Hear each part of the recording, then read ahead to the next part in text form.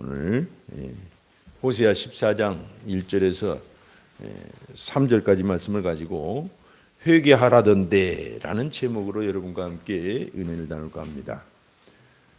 예전에는 이제 자동차를 운전하고 어디를 가려고 하면 반드시 필요했던 게 지도책이었어요. 그래서 이 지도책 한 권쯤은 다 차 안에 비치되어 있었습니다. 근데 지금은 지도책이 필요가 없어요. 귀찮기만 합니다. 내비게이션이라는 그 신기한 물건이 나와가지고 그냥 어디를 가고 싶은데 최단거리로 안내를 해줘요. 그리고 좀 복잡한 도시 가면은 아주 머리 아프잖아요. 누구한테 옆 지나가는 사람한테 물어볼 필요도 없습니다. 그냥 몇 번째 차선을 타고 가다가 무슨 색깔, 파란, 녹색, 핑크색, 분홍색 차선을 타라고 아주 친절하게 안내를 해줘요. 그래서 우리가 목적지까지 이렇게 안전하게 갈 수가 있습니다. 근데 이 내비게이션의 원리에 대해서 여러분들 혹시 알고 계시나요? 이것은 의외로 간단합니다. 인공위성에 지금 지구를 돌고 있는 24개, 최소한 24개 이상의 인공위성에 이 내비게이션 그 신호 시스템을 장착을 한 거예요. 그래서 이 인공위성은 마치 라디오 전파처럼 무작위로 전 지구에 이 전파를 뿌려줘요. 무슨 신호를 뿌려주냐면 두 가지 신호를 뿌려주는데 지금 정확한 시간, 이것은 세슘 원자시계로 3천만 년에 1초 오차가 생기는 그런 어마어마하게 정확한 시간을 알려줘요. 그리고 또 하나의 신호는 그 인공위성이 위치하고 있는 위치를 정확하게 알려줘요. 이 두 가지 신호를 끊임없이 1초에 한 번씩 계속 지구에 뿌립니다. 그러면 수많은 내비게이션 또는 GPS가 이것을 받아가지고 자기 위치를 계산하는 거예요. 삼각법이 아시잖아요, 수학에서. 그래서 최소한 이 3개의 인공위성이 잡히면은 자기 위치를 계산합니다. 근데 이제 그 시간과 장소를 보정하기 위해서 4개를 잡게 하죠. 최소한 4개. 그렇게 해서 간단해요, 원리는. 근데 이게 어마어마한 아이디어인 거예요. 레이건 대통령에 의해서 모든 상업, 민간인들에게 이걸 풀었어요. 원래는 군사적인 그 극비 기술이었거든요. 그러니까 세상이 바뀌어버린 것입니다. 완전히 세상이 바뀌었어요. 이 내비게이션이라는 것 때문에. 그래서 이 내비게이션은 그 신호를 받아서 자기 위치를 수시로 수정을 합니다. 수정을 하고 내가 목표했던 것으로 계속 나를 안내해 줘요. 내가 혹시라도 잘못 가면은 계속 삑삑거리면서 가라는 거예요.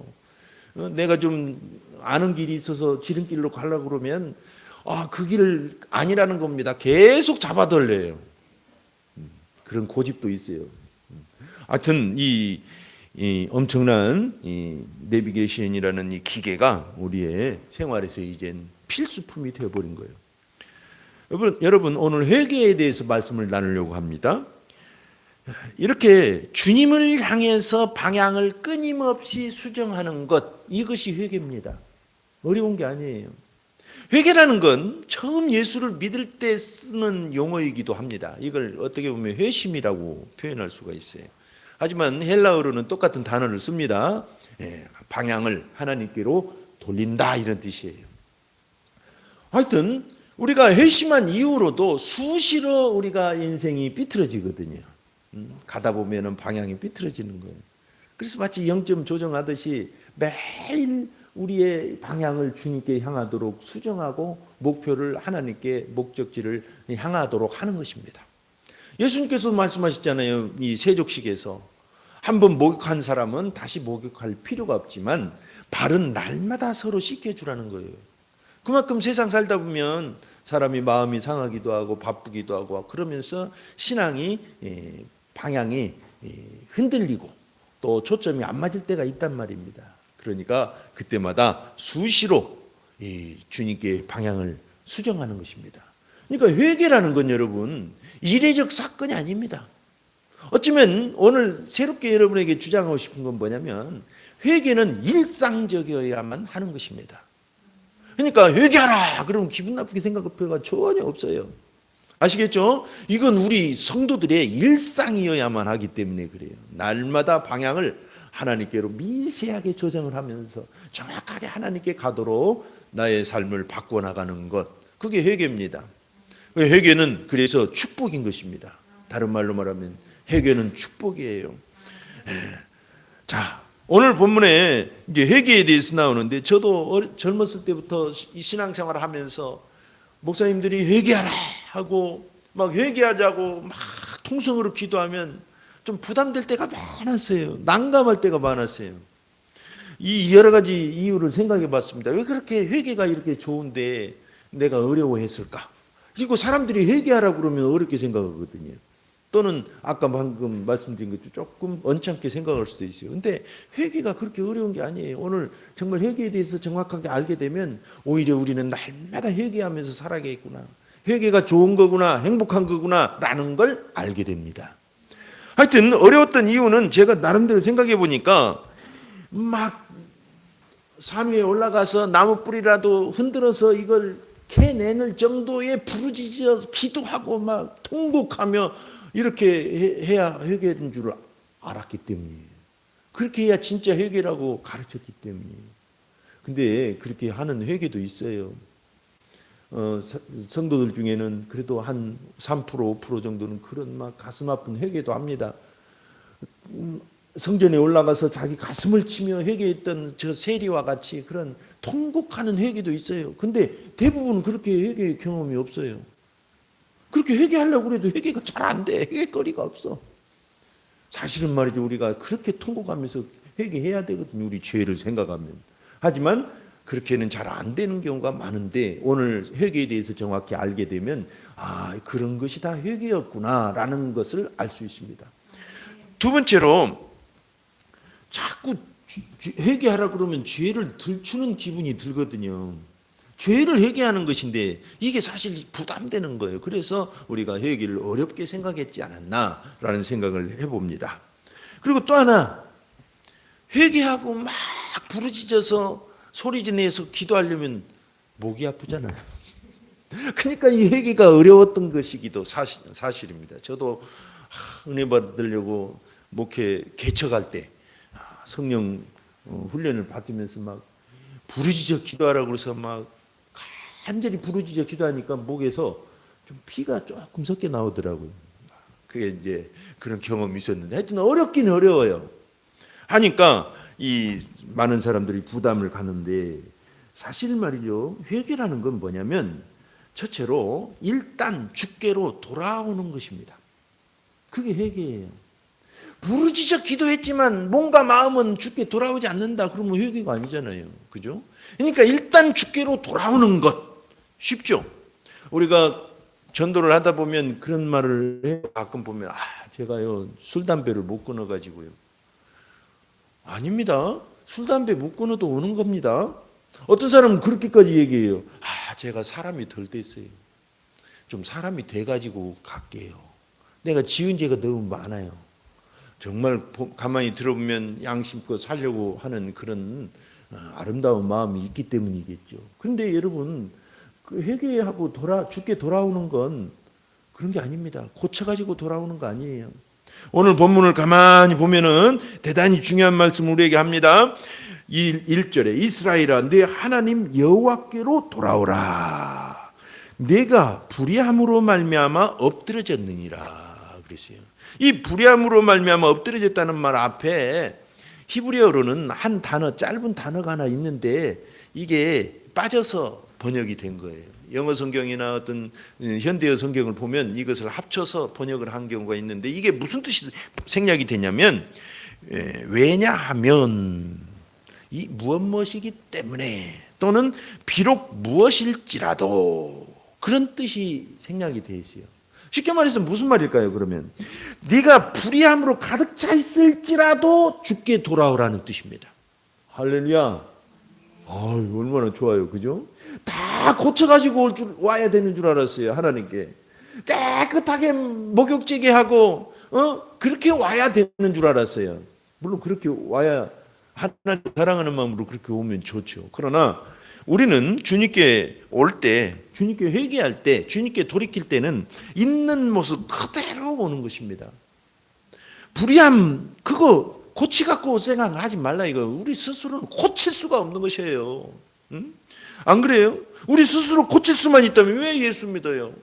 왜 하나님께 옵니까? 우리가 고쳐서 스스로 인생을 살지. 그렇죠? 그러니까 우리는 하나님께 그냥 오는 거예요. 그냥. 그러면 하나님께서는 우리 불의함을 고쳐주시는 것입니다. 이게 핵심인 것입니다. 우리가 주님께 돌아오는 겁니다. 회개는 주님께 돌아오는 거예요. 그냥 돌아오는 겁니다. 거기다 조건을 붙이는 게 아니에요. 무조건 돌아오는 거예요. 기분 나빠도 돌아오고, 아주 내 몰골이 험상 구조도 돌아오고, 아직 많은 청산하지 못하고 또 중독되고 괜찮아요. 돌아오는 것입니다. 하나님께 돌아오면 하나님이 그 불의함을 없애주시고 해결해 주신다는 것입니다. 우리가 누가복음 15장을 보면 돌아온 탕자 얘기가 나오잖아요. 거기 보면 그 둘째 아들이 아버지에게 상속 줄 거 있으면 미리 달라는 거예요. 이런 싸가지가 어디가 있어요. 그죠? 아니 아버지, 우리가 상속이라는 건 미리 받는 경우 별로 없습니다. 그건 신뢰거든요. 아버지 일찍 빨리 돌아가게 주세요. 이 말은 차마 못하고 돈이나 내달라는 거예요. 그래서 받아가지고 그냥 외국으로 토끼어버렸어요. 돈을 허랑방탕 다 쓰고 나니까 돈 있을 때는 막 친구들도 모여들고 이쁜 아가씨들이 오빠 오빠 그러고 딸리더니 돈이 다 사라지니까 그냥 다 떠나버렸어요. 아무도 곁에 있지 않았어요. 그리고 심지어는 먹고 살 것이 없어서 돼지, 축사, 그 돼지 키우는 데 가가지고 쥐염 열매, 그 별로 맛도 없는 그거 돼지 거 먹다가 돼지하고 대판 싸우고 경쟁하면서 그렇게 어렵게 살다가 정신이 탁 들었어요. 현타가 왔다. 요즘 말로 탁 정신이 들었어요. 아버지 집은 얼마나 좋냐. 종들도 나보다 더 잘 먹고 잘 사는데 내가 이 꼴이 아니다. 그냥 아버지께로 가자. 근데 내가 차마 아버지라고 부를 수도 없고 아들이라고 다시 받아주라고 할 수도 없으니까 그냥 종들 중에 하나로 써달라고 해야지 하고 간 거예요. 아버지 찾아가는데 마음을 고쳐먹거나 또는 금이 환영하거나 그런 거 아니에요. 바리바리 싸가지고 간 거 아닙니다. 그냥 간 거예요. 완전히 거덜이 나가지고 간 거예요. 이게 회개입니다. 할렐루야. 우리가 하나님께 올 때 뭐 바리바리 싸가지고 오라는 거 아닙니다. 하나님을 사랑하는 마음으로 그렇게 하는 거지 내가 하나님께 돌아오기 위한 조건이 아니다 이거예요. 하나님의 사랑을 받기 위함이 아닙니다. 아시겠죠? 그냥 있는 모습 그대로 오는 것입니다. 문제가 있으면 문제를 그대로 가지고 와서 하나님께로부터 고침을 받는 것입니다. 그래서 누가복음 15장 20절에 이에 일어나서 아버지께로 돌아가니라. 아직도 거리가 먼데 아버지가 그를 보고 치근히 여겨 달려가 목을 안고 입을 맞추니. 그렇게 말씀하세요. 우리는 어떻게 주님께 돌아갈 수 있습니까? 날마다 어떻게 돌아갑니까? 바로 예배가 회복되는 것입니다. 여러분들이 지금 하나님께 또 돌아온 거예요. 할렐루야. 일주일 동안 사는 동안에 생각과 감정과 언약 속에서 또 빗나가기도 하고 엇갈리기도 합니다. 그럴 때 다시 예배하면서 하나님께 초점을 맞추고 말씀을 들으면서 초점을 맞추고 내 방향성을 다시 다잡는 것입니다. 그래서 예배가 회복되는 것, 예배를 드리는 것이 회개의 핵심으로 우리에게 강조되는 것입니다. 그리고 믿음을 가지고 하나님께 내 주인은 하나님이십니다 라고 고백하면서 믿음으로 이런 것들이 하나님께 돌아오는 믿음의 행위인 것입니다. 할렐루야. 그래서 호세아서 6장 1절 보니까 오라 우리가 여호와께로 돌아가자. 여호와께서 우리를 찢으셨으나 도로 낮게 하실 것이요 우리를 치셨으나 싸며 주실 것임이라. 하나님께 돌아오면 여러분들이 예배 중에는 마음이 평안해지고 아팠던 사람도 치유되고 아이디어도 생기고 마음이 평강해져서 깨졌던 관계도 회복되는 경험을 많이 하실 것입니다. 왜? 아버지께로 돌아왔더니 하나님이 우리의 불의를 고쳐주시는 것입니다. 놀라운 은혜예요. 그래서 우리가 인생을 살다가 찢기고 상하지만 주님께서 우리를 도로 낫게 해주시고 싸매어 주신다. 그것입니다. 이것이 호세아가 강조하고 있는 우리를 향한 하나님의 간절한 사랑의 메시지인 것입니다. 자, 쉽죠? 어려운 거 아니에요. 회개는 하나님께 돌아오는 것입니다. 저 문 밖에서 서성이는 게 아니에요. 하나님께로 쑥 들어오는 것입니다. 용기를 가지고. 그리고 두 번째로는 말씀에 뿌리를 두어야 되는 것입니다. 말씀에 뿌리를 두지 않으면 진정성이 없어요. 회개. 결국은 또 뿌리가 약해서 넘어지기도 합니다. 우리가 뭐 부동산을 매매하거나 또는 이렇게 전세 계약을 하거나 부동산뿐만 아니라 모든 뭐 하다못해 핸드폰을 이렇게 개통하거나 할 때 약관이 있잖아요. 약관을 무시하고 내 권리를 주장할 수가 없는 것입니다. 문제가 생기면 반드시 약관을 가지고 해결을 하는 거예요. 그러니까 부동산 같은 큰 거래는 또 혹시도 인간의 일이라는 건 모르잖아요. 그러니까 법적인 어떤 장치, 안전한 장치, 예를 들면 확정일자를 해놓는다든가 전세권을 설정해 놓는다든가 이런 사후 일어나게 혹시라도 일어날 일들을 준비해 놓잖아요.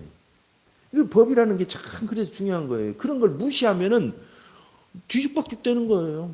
그냥 무법천지가 되는 거예요. 있는 권리도 못 찾는 것입니다. 그래서 여러분 근거 없는 억지는 그건 세상에 살 수가 없어요. 세상도 법이 필요하고 그런 것입니다. 그런 것처럼 여러분 우리가 하나님께로 올 때 반드시 필요한 게 말씀을 가지고 주님께 오는 것입니다. 오늘 2절에 말씀하셔요. 너는 말씀을 가지고 여호와께로 돌아와서 아뢰기를 모든 불의를 제거하시고 선한 바를 받으소서. 우리가 수송하시를 대신하여 입술의 열매를 주께 드리리이다. 그렇지. 여러분 말씀을 가지고 주께 돌아오는 것입니다. 회개는 반드시 말씀이 근거가 되고 기초가 되어야 든든하게 진짜 회개로 나아가는 거예요. 그것이 없으면 마치 말씀에 뿌리가 없는 이 씨앗처럼 말라버리는 것입니다. 여러분 이 회복의 패턴은 간단합니다. 의외로 우리 에덴 동산은 어떤 동산이라고 그랬어요? 천국의 모델하우스라고 그랬어요. 대단한 곳입니다. 우리가 보기에는 그만한 데가 없어요. 하지만 천국은 그냥 그보다 더 실제가 있는 거예요. 그건 모델하우스예요. 모델하우스. 하지만 이 세상에서만큼은 최고의 장소가 에덴 동산이었습니다. 근데 에덴 동산을 잃어버린 이유가 뭡니까? 한마디로 말하면 말씀을 어겼기 때문이에요.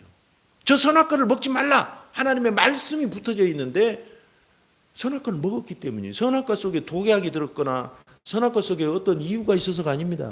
그것에 말씀이 있었기 때문입니다. 말씀을 하나님이 걸어 놓으셨기 때문에 그래요. 자, 말씀 때문에 인류가 그 좋은 것을 잃어버리고 이 모양 이 꼴 어떻게 보면 여러분 말고요. 세상 보면 아비규환처럼 계잖아요. 정의도 없고 그냥 열심히 산다고는 하지만 항상 문제투성이고 그러잖아요. 뭐 세상을 비관하거나 비난하는 건 아니고 하나님 입장에서 볼 때는 세상이 정말 아름답다고 우리 입으로는 아름답다고 하지만 하나님 나라는 이렇게 생긴 나라가 아닙니다. 아름다울 뿐만 아니라 정의롭고 완전한 나라예요. 그러니까 그런 관점에서 제가 말씀을 드린 겁니다. 하여튼 이렇게 된 이유가 말씀을 잃어버렸기 때문이거든요. 말씀을 거부했기 때문이거든요. 그러면 회복하려면 어떻게 될까요? 거꾸로 말씀을 회복하는 것입니다. 그래서 회복의 패턴은 단순합니다. 하나님의 말씀으로 돌아오는 것입니다. 이것이 회복의 시작이에요. 히브리서 11장 3절에 보면 믿음으로 모든 세계가 하나님의 말씀으로 지어진 줄을 우리가 아나니 보이는 것은 나타난 것으로 말미암아 된 것이 아니니라. 세상도 하나님의 말씀으로 만드셨어요. 그리고 타락은 말씀을 어겼기 때문이고 모든 낙원을 잃어버린 신락원 그것도 말씀을 어겼기 때문입니다. 창세기 3장 3절에 동산 중앙에 있는 나무의 열매는 하나님의 말씀에 너희는 먹지도 말고 만지지도 말라 너희가 죽을까 하노라 하셨느니라. 그렇기 때문에 여러분 하나님께 나아갈 때는 말씀을 가지고 나가야 되는 것입니다. 그 기도도 말씀 없이 드려지는 기도는 그건 약해서 안 돼요. 심지어 성경은 이렇게까지 말해요. 잠언 28장 9절에 사람이 귀를 돌려 율법을 듣지 아니하면 그의 기도도 가증하니라. 좀 이 말을 들을 때마다 좀 섬찟하지 않아요? 좀 유쾌한 말씀은 아닌 것 같아요. 그만큼 말씀 없이 드리는 기도만 가증하다고 하실 정도면 말씀 없이 신앙생활 한다는 거, 왜곡되고 비진리로 신앙생활 한다는 거 하나님께서 어떻게 생각하시는지를 우리가 알 수가 있어요. 자, 그래서 말씀으로 하나님은 세상을 지으셨을 뿐만 아니라 세상을 회복하는 것도 말씀으로, 하나님께서 이스라엘 백성을 불러서 다시 그들과 언약 백성을 삼으실 때도 이 말씀을 선포하시고 말씀 앞에 언약해 하신 거예요. 신의 산 언약. 놀랍죠? 그리고 결국은 이 우리가 십자가 부활과 성령의 복음을 받아들이는 것도 예수님께서 그 피로 언약을 세우시고 말씀으로 언약을 세우신 것입니다. 예수님이 이 땅에 말씀이 육신이 되어 오신 분이잖아요. 요한복음 1장 14절, 말씀이 육신이 되어 우리 가운데 거하시며 우리가 그의 영광을 보니 하나님의 아버지의 독생자의 영광이요 은혜와 진리가 충만하더라. 아멘. 그러니까 교회는 말씀이 충만한 곳이잖아요. 어디 가서 이렇게 말씀이 충만한 곳을 겪습니까? 학교입니까? 경찰서입니까? 아니잖아요. 놀랍습니다. 그래서 예전에 개신교가 개혁해 나올 때도 이 말씀이 없는 구교회가 타락하니까 말씀을 가지고, 로마서 1장 17절이 핵심 말씀이었죠, 가지고 개혁을 하기 시작한 것입니다. 그때 당시 중세 암흑기 때 이 구교회가, 구교 카톨릭이죠, 성경 말씀을 몰랐어요. 교주들도 평생 성경 말씀을 한 번도 읽지 않은 교주가 아니라 주교들도 많은 사람들이 성경을 보지도 않고 만지지도 못한 그런 지도자들이 많았어요. 얼마나 심각했는지를 알 수가 있죠. 그러자 오직 말씀, 오직 믿음, 오직 은혜, 이 세 가지 표현을 가지고 개혁을 하기 시작한 것입니다. 그래서 여러분, 삶이 개혁되고 나라가 개혁되고 사회가 개혁되고 신앙이 개혁되는 핵심에는 항상 말씀의 개혁이 있었던 것입니다. 구약의 요시아의 종교개혁, 근대에 이르러서 루터나 칼빈이나 스핑글리나 이런 그런 개혁들은 다 말씀의 근거에서 개혁이 된 거예요. 새롭게 된 것입니다. 예레미야 23장 29절에 여호와의 말씀이니라 내 말이 불 같지 아니하냐 바위를 쳐서 부스러뜨리는 방망이 같지 아니하냐. 여러분, 우리는 회개했다면 말씀을 가까이 해야만 하는 것입니다. 그렇지 않으면 뿌리가 없어서 결국은 말라버려요. 그래서 우리 교회는 항상 말씀 묵상과 이런 정원의 양식 같은 훈련을 강조하는 것입니다. 그래서 우리는 성경의 모든 위대한 신앙인들, 우리의 믿음의 선조들, 승리자들은 말씀의 근거에서 삶을 세웠다는 걸 알 수 있습니다. 누가복음 5장을 보면 베드로가 밤이 새도록 고기를 잡으려고 했는데 한 마리도 못 잡았어요. 그날따라 예수님 만나려고 아마 더 그랬는지도 몰라요. 근데 예수님이 오셔가지고 말씀을 전하시고 뭐라고 말씀하십니까? 깊은 데로 가서 그물을 던지라. 완전히 어부의 상식을 깨는 말씀을 하신 거예요. 그러니까 이 베드로가 하는 말이, 내가 밤이 새도록 한 마리도 못 잡았지만 말씀에 의지하여 그물을 내리리다, 그런 거예요. 이게 위대한 고백인 것입니다.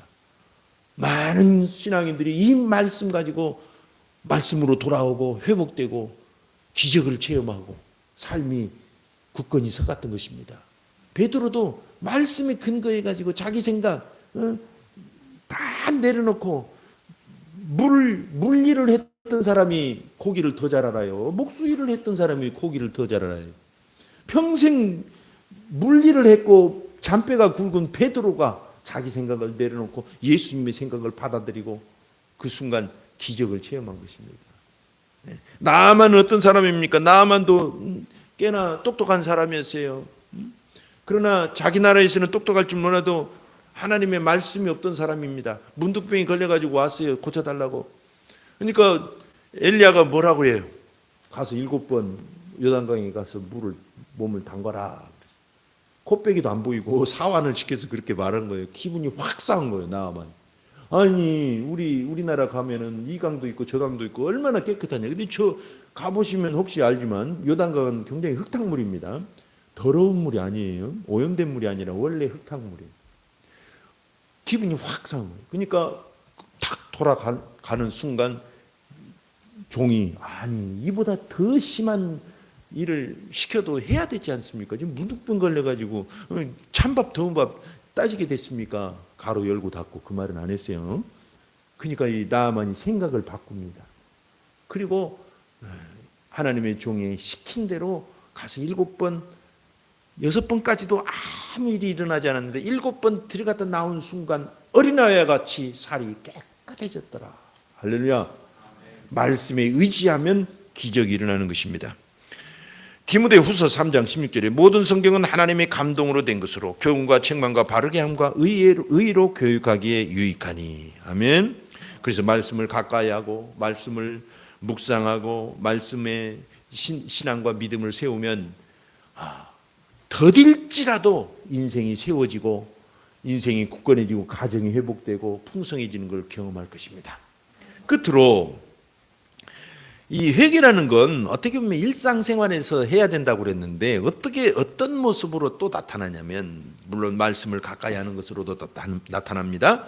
근데 하나님만을 의지하는 것으로 나타나는 것입니다. 우리가 다급하다고 목마르다고 시궁창물을 먹으면 어떻게 될까요? 큰일 나는 거예요. 물론 정말 급한 마음에 지푸라기라도 잡고 싶은 심정은 이해가 됩니다. 인생의 문제는 그렇게 다급한 일도 많고 정말 어려운 일도 많잖아요. 그래서 이신 저신 찾아다니면서 막 빌고 우상을 섬기는 거 조금 이해는 돼요. 그렇지만 여러분 급하다고 시궁창물을 먹으면 되겠습니까? 생수를 먹어야 되고 생명의 근원에게로 와야 되고 창조주 되신 하나님께로 와야 되는 것입니다. 그런데 그런 우상에 빠지면 자기 죽음만 재촉할 뿐이죠. 이걸 지혜롭지 못하다고 그렇게 표현하는 것입니다. 그래서 오늘 본문에 보면 하나님을 의지하는 것이 회개라는 것입니다. 다른 게 아니라 하나님을 의지하는 것이. 우상이라는 건 도대체 뭐냐? 자기 힘, 재능, 인간의 방법, 육신을 의지하는 거, 그게 우상 숭배예요. 다른 게 아닙니다. 그래서 오늘 3절에 보니까 우리가 앗수르의 구원을 의지하지 아니하며 말을 타지 아니하며, 그러니까 자기 군대의 힘을 의지하지 않겠다는 것입니다. 다시는 우리 손으로 만든 것을 향하여 너희는 우리의 신이라 하지 아니하오리니 이는 고아가 주로 말미암아 긍휼을 얻음이니이다. 그랬어요. 우리가 하나님 외에 다른 피조물들에게 의지하는 것을 우상이라고 하는 것입니다. 심지어는 자기 손으로 만든 것을 가지고 우상으로 섬기는 사람은 지금 그 과학적으로 합리적으로 맞는지 모르겠어요. 그죠? 아니 내가 만든 것을 가지고 의지하고 신이라고 하면 말이 됩니까? 안 되죠.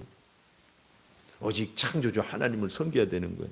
근데 이렇게 웃고 말해도 사실 영적 세계는 복잡하고 정말 다급하고 하나님을 모르고 우매함에 빠지면 그런 행동을 하게 되어 있어요. 그러니까 우리가 이해 안 된다고 말할 수는 없고 안타까울 뿐이죠. 아시겠죠? 우리가 그렇게 안 빠지는 것이 중요한 것입니다. 하여튼 이스라엘은 말이죠, 어려울 때마다 하나님께 와서 기도하고 찾아야 되는데 그럴 때는 하나님을 찾아올 때는 다 해결이 됐어요. 근데 애굽을 찾아가고 앗수르를 찾아가고 암몬을 의지하고 심지어는 그들이 섬겼던 신들을 의지하고 막 그럴 때는 나라가 엉망이 됐어요. 열왕기하 1장 3절을 보면 여호와의 사자가 디셋 사람 엘리야에게 이르되 너는 일어나 올라가서 사마리아 왕, 이건 사마리아 북왕국 이스라엘입니다. 아시아입니다. 사마리아 왕의 사자를 만나 그에게 이르기를 이스라엘에 하나님이 없어서 너희가 에그론의 신 바알세붑에게 물으러 가느냐라고 말을 하는 거예요. 자, 이 말씀을 읽을 때마다 참 안타까움을 금할 수가 없죠. 여러분, 이스라엘에게 질병과 가뭄과 국난이 있을 때마다 하나님은 하나님을 찾기를 원하셨어요. 하나님을 의지하기를 원하셨어요. 그런데 이스라엘은 대부분 이방신을 의지하거나 외교력을 의지했어요. 그러면 안 된다는 것입니다. 하나님의 도우심을 믿고 굳건히 나라를 세워가라는 것입니다. 결국은 말이죠, 십자가에 못 박힌 것들을 가만히 하나하나 따져보면 다 이런 거예요. 우상들이에요. 우상들이 다 십자가에 못 박혔어요. 내가 의지했던 것들이 십자가에 못 박힌 겁니다. 십자가에 못 박힌 것들이 뭡니까? 예수님만 못 박힌 게 아닙니다. 예수님과 함께 십자가에 못 박힌 것은 갈라디아서 6장 14절에 보면 세상이 나를 대하여 십자가에 못 박혔다 그랬어요. 그리고 또 갈라디아서 2장 20절은 내가 예수님과 함께 십자가에 못 박혔다고 그랬습니다. 다 내가 의지하는 것들이에요. 나를 의지하고 세상을 의지하고. 또 로마서 6장 6절을 보면 죄의 몸 곧 옛사람이 십자가에 못 박혔다고 그랬어요. 예수님과 함께. 우리가 옛사람 의지 많이 하잖아요. 내 지혜도 지식도 내 과거도 내 주먹도 막 그런 육신의 삶을 세상적 조건을 자꾸 의지하는 것, 이게 우상숭배라는 것입니다. 갈라디아서 5장 24절 정과 욕심, 정욕을 십자가에 못 박았습니다. 저주의 문서 골로새 2장 14절 다 십자가에 못 박았어요. 이게 다 어떻게 보면 우리가 그렇게 의지했던 것들입니다. 그래서 우리가 예수를 믿을 때 예수님이 나를 위해 나를 대신해 나와 함께 죽으셨음을 믿습니다 라고 고백하고 동시에 이런 오늘 방금 언급한 이런 내가 세상에 의지하던 것들도 못 박았습니다 라고 선포하는 것입니다. 네. 다윗이 바로 그런 사람이었죠. 다윗도 부족한 게 많았습니다. 여러분도 아다시피 시편 23편을 보면 그러나 그는 평생 하나님을 의지하고 묵상하면서 살아갔어요. 그러자 골리앗도 이긴 것입니다. 골리앗은 막 다윗에 비하면 몇 배의 덩치를 갖고 무기를 갖고 있었어요. 근데 조약돌 5개 챙겨 갖고 나갔는데 다 쓰지도 않았어요. 하나 가지고 골리앗의 이마에 적중을 시킨 것입니다. 그때 다윗이 외쳤던 신앙 고백이 사무엘상 17장 45절 이렇게 말씀하시요. 다윗이 블레셋 사람에게 이르되 너는 칼과 창과 단창으로 내게 나아오거니와 나는 만군의 여호와의 이름 곧 네가 모욕하는 이스라엘의 군대의 하나님의 이름으로 네게 나아가노라. 이게 우리가 의지하는 믿음의 힘입니다. 아멘. 우리는 하나님을 의지합니다. 물론 세상의 것들을 쓰지 말라는 게 아니에요. 어려움을 닥칠 때마다 수시로 하나님을 의지하고 주님께 돌아오는 것이 회개고 그것이 삶을 보정하고 회복시켜주는 핵심이 되는 것입니다. 오늘은 어린이 주일이에요. 마태복음 18장 4절을 보면 그러므로 누구든지 이 어린아이와 같이 자기를 낮추는 사람이 천국에서 큰 자니라 그랬어요. 그래서 어린이 주일은 어린이들을 위하고 그런 주일이기도 하지만 때로는 어린이를 생각하면서 겸손해지는 그런 시간이기도 하는 것입니다. 어린이처럼 자기를 낮추는 자, 겸손하게 회개하고 주를 의지하는 자. 어린이들은 참 신기하게도 부모를 의지하는 의존이 강하잖아요. 그렇게 하나님을 또 의지합니다. 그래서 어린이들은 전도가 비교적 어른들보다 쉽잖아요. 그 이유입니다. 회개는 이와 같이 겸손히 끊임없이 하나님께 방향을 맞추는 것입니다. 그러려면 첫째로는 무조건 오는 겁니다. 하나님께 예배가 회복되고 기도가 회복되고, 둘째로는 말씀의 근거에서 삶을 세워나가는 것입니다. 그리고 세 번째로는 오직 하나님을 의지하는 것입니다. 그렇게 하면 우리는 회개하는 사람이라는 걸 알 수 있습니다. 회개는 의외로 단순합니다. 이 시간 한번 기도하겠습니다. 우리는 회개가 좋다는 거 알고, 그런데 회개가 또 부담이 되기도 했습니다. 그러나 회개는 일상적인 것이어야만 하는 것입니다. 그럴 때 우리는 정확하게 하나님께 초점을 맞추고 우리의 삶은 회복하고 주님이 원하시는 삶으로 세워져 나갈 것입니다. 이 시간 한번 기도합시다. 하나님, 나는 오늘 또 회개합니다. 날마다 회개하겠습니다. 기도합니다. 하나님 아버지여, 감사합니다. 우리는 열심히